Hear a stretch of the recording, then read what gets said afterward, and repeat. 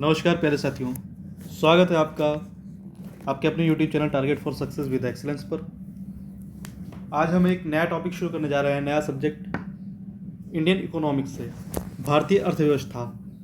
जब भी हम अर्थव्यवस्था शब्द लिखते हैं तो आपने देखा होगा इसके साथ हम एक विशेषण जरूर जोड़ते हैं, जैसे भारतीय अर्थव्यवस्था, यूरोपीय अर्थव्यवस्था या उत्तर प्रदेश की अर्थव्यवस्था।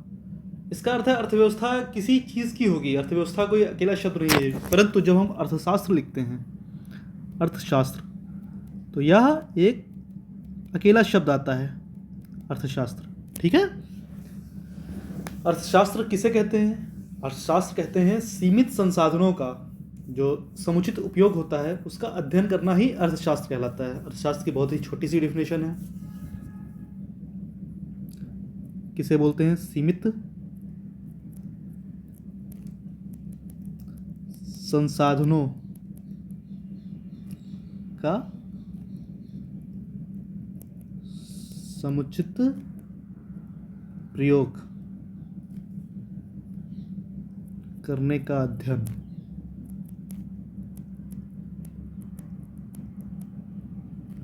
ही अर्थशास्त्र कहलाता है।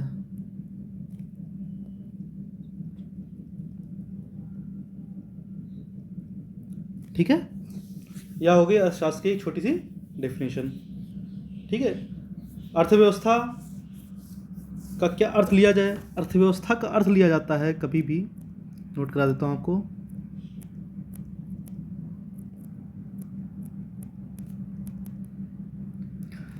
अर्थ प्लस व्यवस्था।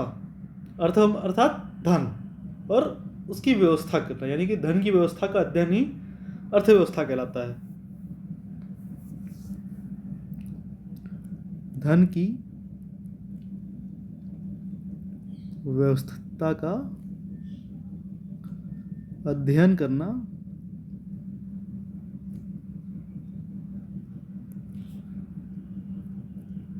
अर्थ व्यवस्था कहलाता है। ठीक है।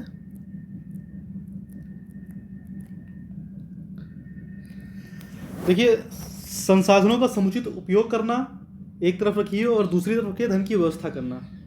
दोनों में से व्यवहारिक क्या है? व्यवहारिक है धन की व्यवस्था, व्यवहारिक वस्तु है, यानी कि यह व्यवहारिक सिद्धांत है। व्यवहारिक सिद्धांत है। ठीक है। और यह कैसा सिद्धांत है? एक सिद्धांत है सैद्धांतिक।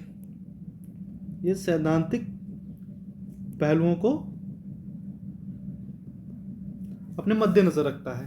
ठीक है। अर्थव्यवस्था में अर्थशास्त्र का पहले देखते हैं, जनक किसे कहा जाता है। एक बहुत महत्वपूर्ण क्वेश्चन है, अर्थशास्त्र का जनक किसे कहा जाता है। ठीक है। क्या आपके कई सारे प्रश्नों में आया है, तो प्रश्नों को आते ही शुरू करते हैं। अर्थशास्त्र का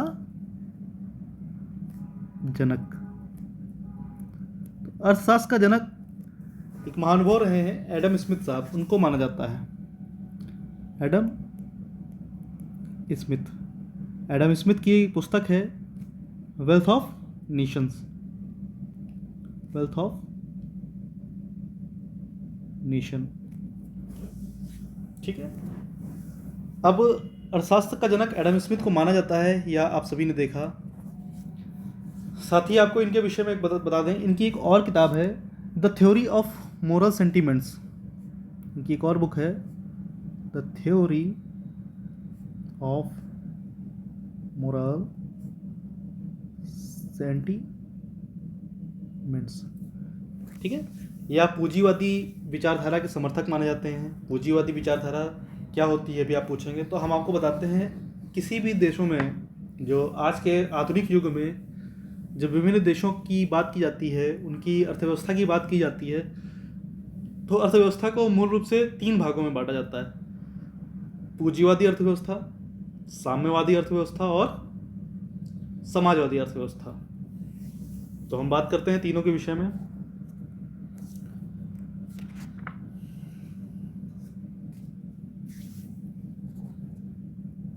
आइए देखते हैं अर्थव्यवस्था का वर्गीकरण कैसे किया जाता है।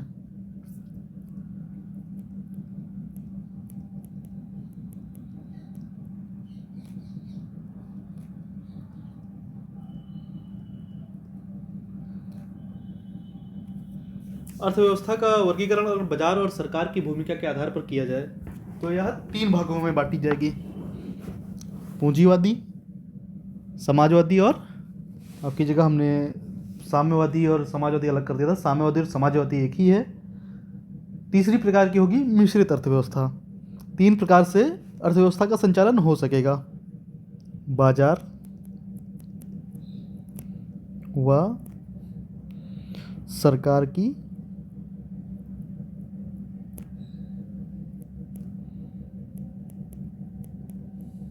भूमिका के आधार पर। इसे 3 भागों में बांटते हैं, पूंजीवादी, साम्यवादी या इसको समाजवादी भी कहते हैं। इसके भी कई प्रकार हैं, जैसे रूस का साम्यवाद कुछ अलग प्रकार का है, चीन का साम्यवाद कुछ डिफरेंट है। हमें इतने डीप में नहीं जाना है क्योंकि हम इस पर रिसर्च नहीं कर रहे हैं। हमें अपना प्री का एग्ज़ाम देना है या एसएससी सीजीएल, सीएचएसएल या यूपी ट्रिपल एससी के एग्ज़ाम्स क्लियर करने हैं। तो हमें डीप में रिसर्च करने की आवश्यकता नहीं है कि दोनों का समाजवाद कैसे डिफरेंट है। चीन का जो समाजवाद है उसमें पूंजीवाद के कुछ तत्व तो कैसे निहित कर दिए गए, रूस का समाजवाद किस प्रकार से अलग है, क्यूबा का समाजवाद किस प्रकार, क्यूबा का साम्यवाद किस प्रकार से थोड़ा सा अलग पड़ जाता है। इन सब विषयों में हमें चर्चा नहीं करनी है, ठीक है। आगे बात करते हैं, एक आती है मिश्रित प्रकार की अर्थव्यवस्था। मिश्रित अर्थव्यवस्था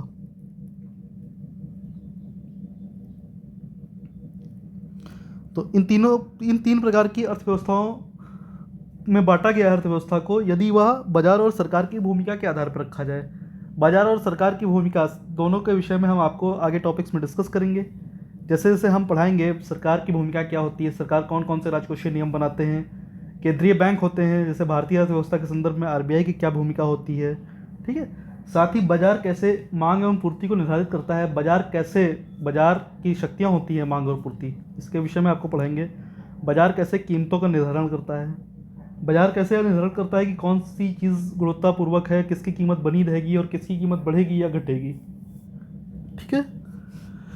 तो सबसे पहले देखते हैं पूंजीवादी अर्थव्यवस्था।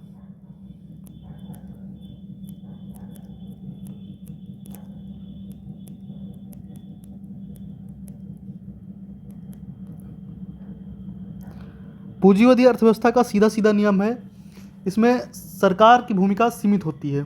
जो राज्य होता है, जो सरकार होता है, जो देश होता है, उसकी भूमिका सीमित होती है और पूरी तरह से बाजार की उस पर आधारित होती है, बाजार की क्षमता पर आधारित होती है, ठीक है। मांग और पूर्ति पर पूरी तरह से आधारित होती है। यहाँ पर नोट कर लीजिए आप, इस अर्थव्यवस्था में इस प्रकार की अर्थव्यवस्था में सरकार, या आप सरकार को राज्य भी बोल सकते हैं, राज्य की भूमिका नगण्य होती है व अर्थव्यवस्था पूर्ण रूप से बाजार की शक्तियों, बाजार की शक्तियाँ कौन कौन सी होती हैं ये अभी आपको डिस्कस करेंगे। बाजार की शक्तियों मांग व पूर्ति पर निर्भर होती है। अर्थात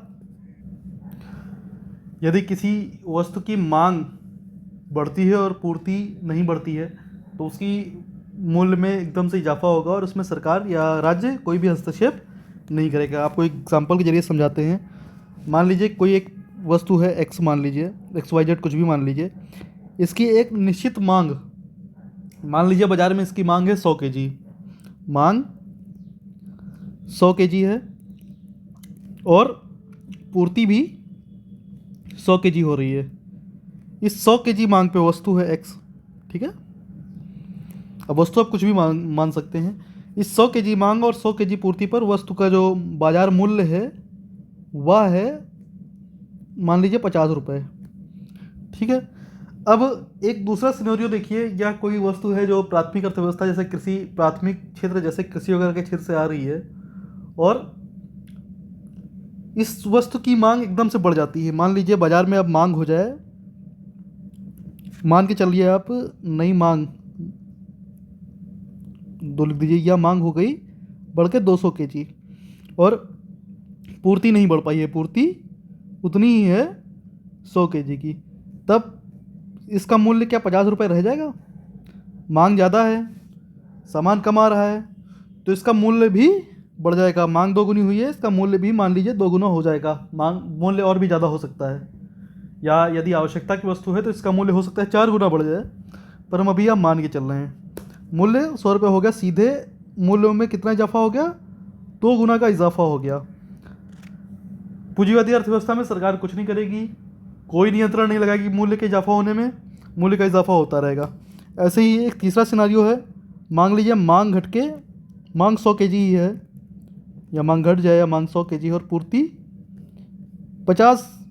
100 की जगह 200 kg हो जाए, यानी कि अब क्या होगा? मूल्य में इजाफा होगा या मूल्य कम होगा? मांग 100 किलो की है, बाजार में 200 किलो सामान आ गया, तो लोग अब क्या करेंगे? अब जो उपभोक्ता होगा, जो खरीदार होगा, वो कहेगा भाई बहुत सामान है, मुझे तो इतना चाहिए नहीं, तो दुकानदार कम रेट पे देगा, जो विक्रेता होगा वो कम रेट पे क्रेता को देगा, और मूल्य गिरेगा। अब मूल्य रह जाएगा 25 रुपये, ठीक है। यहाँ क्या हुआ? इस 50 रुपये से ये 25 रुपये का मूल्य का अंतर क्या आया? मूल्य आधा हो गया। सरकार ने इसमें कुछ किया? कोई हस्तक्षेप नहीं करेगी। यानी कि पूंजीवादी अर्थव्यवस्था पूर्ण रूप से बाजार की शक्तियाँ मांग और पूर्ति ही हैं। इनके विषय में बहुत अच्छे से भी डिस्कस करेंगे, इन्हीं पर डिपेंड करती हैं, ठीक है। अब दूसरी प्रकार की अर्थव्यवस्था पर आते हैं, जिसे कहते हैं समाजवादी या साम्यवादी अर्थव्यवस्था।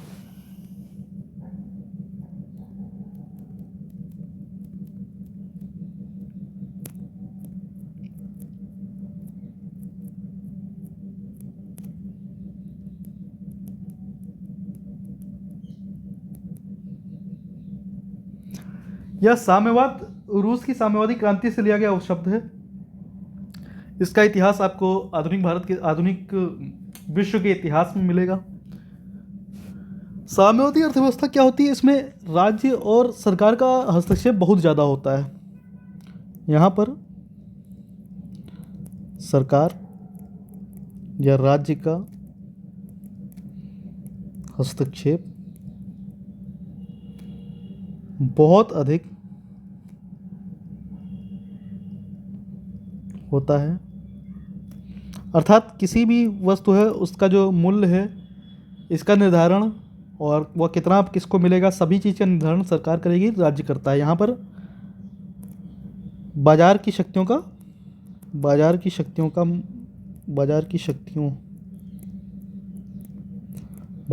कौन कौन सी हैं? मांग व पूर्ति, ठीक है। बाजार की शक्तियों की भूमिका नगण्य होती है।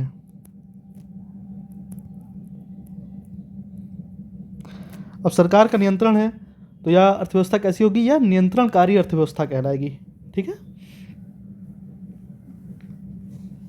यह अर्थव्यवस्था कल्याणकारी राज्य की संकल्पना पर ध्यान देती है। साथ में जो पूंजीवादी अर्थव्यवस्था है, यह सिर्फ लाभ पर जोर देती है, ठीक है। अब तीसरे प्रकार की एक अर्थव्यवस्था आती है जिसे बोलते हैं मिश्रित अर्थव्यवस्था। मिश्रित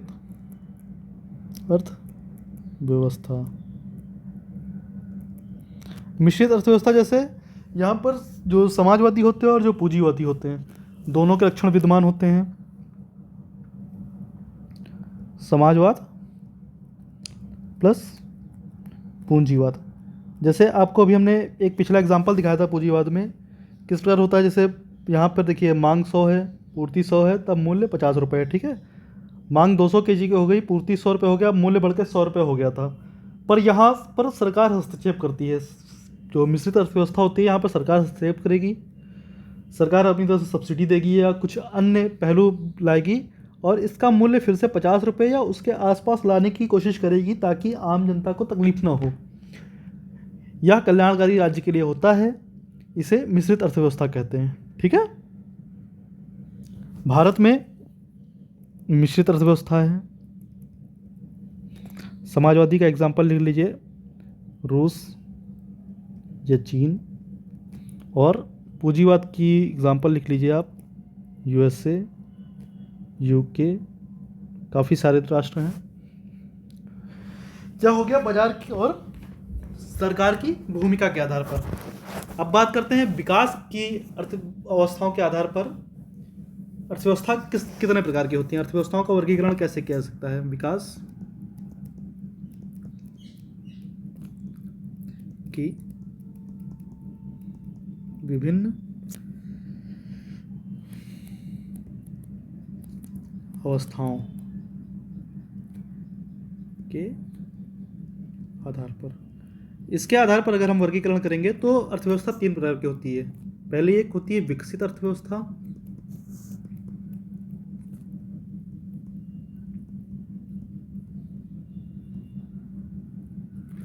दूसरी होगी विकासशील अर्थव्यवस्था,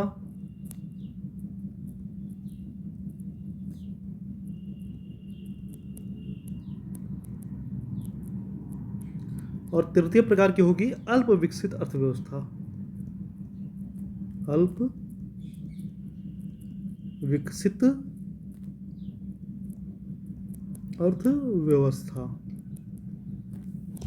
विकसित अर्थव्यवस्था का होता है जैसे वहाँ पर औद्योगिकरण की प्रक्रिया बहुत पहले स्टार्ट हुई होगी, औद्योगिक क्रांति बहुत पहले चालू हो गई और वह अब विकास की अपनी उच्च अवस्था पे पहुँच चुकी है, जैसे यूएसए या यूनाइटेड किंगडम्स। ठीक है, विकासशील अर्थव्यवस्था जहाँ पर अभी अपने संसाधनों का समुचित दोहन नहीं कर पा रही, यह व्यवस्था क्या है, अल्प विकसित से थोड़ा सा आगे बढ़ चुकी है और विकास की ओर जा रही है। ऐसी व्यवस्था विकासशील अर्थव्यवस्था कहलाती है, जैसे हमारे प्यारे देश भारत की अर्थव्यवस्था है, यह विकासशील अर्थव्यवस्था है। ठीक है, अल्प विकसित अर्थव्यवस्था वैसी होती है जो अपने संसाधनों का दोहन ही नहीं कर पा रही हैं, वहाँ पर औद्योगिकरण अभी पूरी तरह से हो ही नहीं पा रहा है। इन अर्थव्यवस्थाओं में जो जीडीपी होती है उसमें प्राथमिक क्षेत्र की भूमिका बहुत अधिक है। यहाँ पर प्राथमिक क्षेत्र की भूमिका नगण्य हो गई है, यहाँ प्राथमिक क्षेत्र की भूमिका थोड़ी बहुत बची है और यहाँ प्राथमिक क्षेत्र की भूमिका सर्वाधिक है। ठीक है, जैसे अफ्रीका के कई सारे देश हो गए। ठीक है, अब बात करते हैं अगर विश्व के साथ संबंधों, विश्व की अन्य अर्थव्यवस्थाओं के साथ संबंधों के आधार पर देखा जाए तब अर्थव्यवस्था कितने प्रकार की होती है। अन्य देशों से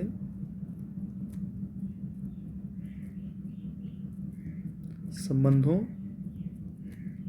के आधार पर, अगर इस आधार पर देखा जाए तो अर्थव्यवस्था 2 प्रकार की होती है, एक खुली अर्थव्यवस्था होगी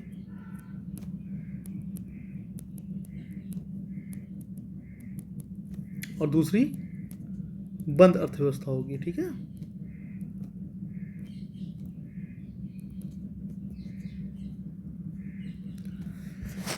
खुली अर्थव्यवस्था मतलब ऐसी अर्थव्यवस्था जो पूरे वैश्विक रूप से प्रतिस्पर्धा को प्रोत्साहित करती है, खुली अर्थव्यवस्था होती है। ठीक है, भारतीय अर्थव्यवस्था जो है 1991 के बाद बहुत हद तक खुली अर्थव्यवस्था के रूप में सामने आई। इससे पहले यह बहुत बंद थी, बहुत हद तक थी, विदेशियों को यहाँ पर कार्य करने की बहुत अनुमति नहीं थी, बहुत सारे रिस्ट्रिक्शंस थे, ग्लोबलाइजेशन, प्राइवेटाइजेशन ये सब बाद में हुआ है। ठीक है, और बंद अर्थव्यवस्था ऐसी होती है जो विश्व के साथ जो आर्थिक क्रियाकलाप होते हैं उसके प्रति उदासीन होती है। ऐसी अर्थव्यवस्था आत्मनिर्भरता पर बल देती है।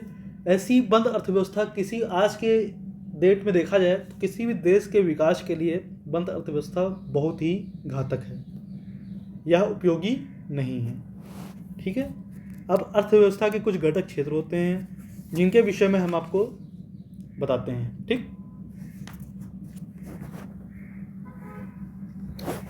आइए बात करते हैं।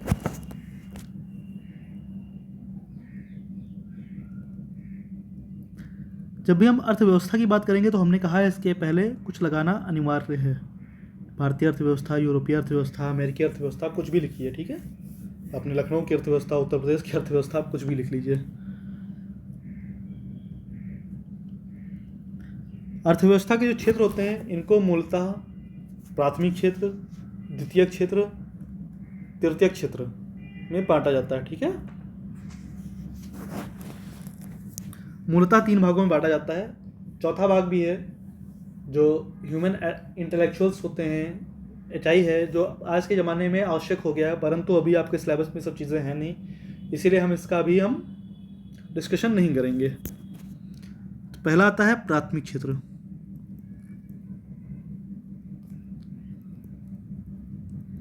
प्राथमिक क्षेत्र में क्या क्या आता है, जैसे हमारा भूमि, जल, वनस्पति, कृषि, पशुपालन, यह सब प्राथमिक क्षेत्र में आता है। पशुपालन, जिससे अधिकतर लोग अभी भी जुड़े हुए हैं, मत्स्य पालन, वन उत्पाद, या प्राथमिक क्रियाकलाप है। ठीक है, इनमें प्राकृतिक संसाधनों जैसे ही सीधे सीधे आ जाते हैं। ठीक है, दूसरा हमारा होता है द्वितीय क्षेत्र। द्वितीय क्षेत्र में जो हमारे जो प्राकृतिक संसाधन होते हैं, इनका स्वरूप बदलकर इसे मूल्यवान बनाया जाता है, जैसे उद्योग हो गए। ठीक है, उद्योगों में कई प्रकार के उद्योग आ गए, जैसे विनिर्माण उद्योग, लघु एवं कुटीर उद्योग, खनिज उद्योग। ठीक है, ये सारे द्वितीय प्रकार के होते हैं। फिर आते हैं तृतीयक। तृतीयक क्षेत्र वे होते हैं जिनको सेवा क्षेत्र भी बोला जाता है। सेवा क्षेत्र भी बोला जाता है, जिसमें परिवहन, संचार, व्यापार, ठीक है, इन सब गतिविधियों को सेवा क्षेत्र से संबंधित सारी गतिविधियां, ठीक है, इसे सेवा क्षेत्र भी कहा जाता है। समझ गए? अब हम बात करते हैं, आपको आज की क्लास थोड़ा सा हम यहीं रोकते हैं। अगली क्लास में हम आपको बताएंगे कि मांग का सिद्धांत, मांग का नियम कैसे कार्य करता है। ठीक है, और बाजार की शक्तियाँ क्या क्या होती हैं, बाजार की शक्तियों से कीमतों का निर्धारण किस प्रकार किया जाता है। तब तक के लिए आज हम रिवाइज कर लेते हैं क्या क्या पढ़ा है।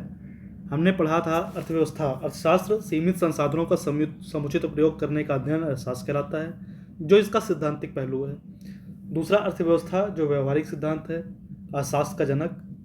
अर्थव्यवस्था का वर्गीकरण हमने किया बाजार और सरकार की भूमिका के आधार पर, जिसे 3 भागों में बांटा गया, पूंजीवादी अर्थव्यवस्था, समाजवादी अर्थव्यवस्था और मिश्रित अर्थव्यवस्था। फिर विकास की विभिन्न अवस्थाओं पर हमने वर्गीकरण किया, जिसमें 3 भागों में बांटा, फिर से विकसित अर्थव्यवस्था, विकासशील अर्थव्यवस्था और अल्प विकसित अर्थव्यवस्था। फिर अन्य देशों के साथ संबंधों के आधार पर जब हमने बांटा तो देखा खुली अर्थव्यवस्था और बंद अर्थव्यवस्था 2 प्रकार की अर्थव्यवस्था है। साथ में हमने भारतीय अर्थव्यवस्था के क्षेत्र देखे, तो प्राथमिक क्षेत्र, द्वितीय क्षेत्र और तृतीय क्षेत्र देखा। इनके विषय में आप देखिए, अच्छे से पढ़िए। और अर्थशास्त्र, अर्थव्यवस्था, जो भी आप इकोनॉमिक्स को लेके आपके मन में कॉन्सेप्ट है, डरते हैं, नंबर्स नहीं आते, तो आप हमारे चैनल के साथ बने रहिए, हमारे साथ बने रहिए, हमारे वीडियोस देखिए, नोट्स बनाइए और इनका गहनता से हमारे साथ अध्ययन करिए। आपको मैं इकोनॉमिक्स ऐसी पढ़ाऊँगा, ऐसे तरीके से पढ़ाऊँगा कि एग्ज़ाम्स में आपसे एक क्वेश्चन नहीं छूटेगा, या मेरी गारंटी है।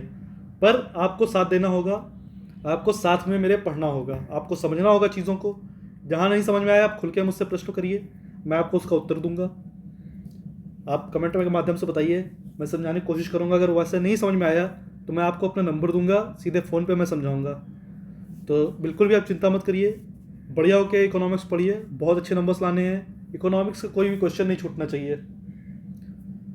आज तब तक के लिए धन्यवाद। जय हिंद।